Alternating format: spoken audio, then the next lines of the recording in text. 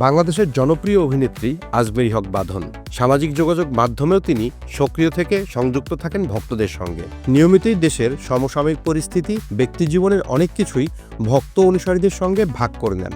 আর তিনি এবার জানালেন, একসময় রাজনীতিতে যুক্ত হওয়ার কথা ভেবেছিলেন, তবে জীবন থেকে পাওয়া শিক্ষা তাকে অন্য পথে নিয়ে গেছে। সামাজিক যোগাযোগ মাধ্যম ফেসবুকে দেওয়া এক দীর্ঘ পোস্টে বাঁধন লিখেছেন, সারা জীবন আমি মানুষের পাশে থেকেছি, কখনো অন্যায়ের বিরুদ্ধে, কখনো বা কারো নিজের পথ খুঁজে পাওয়ার লড়াইয়ে। আমার কাজিন, বন্ধু, সহপাঠী, সহকর্মী, এমনকি অচেনা মানুষদের জন্যও আমি দাঁড়িয়েছি, যেটা কথা, কাজ দিয়ে বা ভালোবাসা দিয়ে।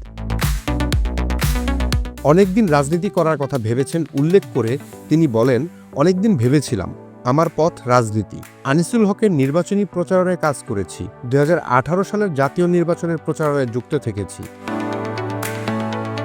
এর পাশাপাশি বাঁধন জানান, 2017 সালের দিকে ডেন্টাল অ্যাসোসিয়েশনের নির্বাচনে দাঁড়িয়ে বাংলাদেশ ডেন্টাল সোসাইটির সদস্য নির্বাচিত হয়েছিলাম। তখন সত্যিই বিশ্বাস করতাম রাজনীতি সমাজ পরিবর্তনের পথ, কিন্তু পরে বুঝতে পারেন রাজনীতি তার ডাক নয়। আর তাই জীবন থেকে পাওয়া শিক্ষার কারণেই রাজনীতিতে পা মারাননি বলেও ফেসবুক পোস্টে উল্লেখ করেন বাঁধন।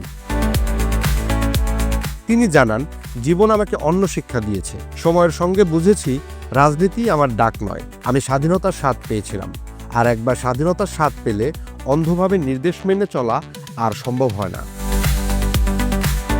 বাঁধনের ভাষায়, রাজনীতি কঠিন কাজ থেকে বহু রাজনীতিককে দেখেছি। কেউ কেউ মুগ্ধ করেছেন, কিন্তু ভেতরে ভেতরে জানতাম আমি সে পথে হাঁটতে পারবো না। রেহানা মরিয়ম নূর সিনেমা বাঁধনের জীবনে নতুন অধ্যায় যোগ করে। তখনই তিনি নিজেকে খুঁজে পান একজন শিল্পী হিসেবে। এ বিষয়ে তিনি লিখেন, 2019 সালে ছবিটি আমাকে নতুন করে জন্ম দিল। তখন আমি হয়ে উঠলাম আজমেরী হক বাঁধন, একজন নারী যিনি অবশেষে জানতে পেরেছেন তিনি কি চান, সাহস করে তা বলতে পারেন। আর এরপরেই তার উপলব্ধি, আর তা নিয়ে বাঁধন লিখেন, এখন আমার পথ পরিষ্কার। আমি চাই আমার কাজ আর কথার মাধ্যমে সামাজিক প্রভাব তৈরি করতে। এটি আমার জীবনের আসল আহ্বান। বাঁধন এখন জীবনকে সহজভাবে নেন এবং তাতেই আনন্দ খুঁজে পান বলেও জানান তিনি। কারণ উল্লেখ করে বাঁধন লিখেন, জীবনের মানে আসে পদবি বা ক্ষমতা থেকে নয়, আসে মানুষকে কতটা ছুঁতে পেরেছি, কতটা রেখাপাত করতে পেরেছি সেখান থেকে।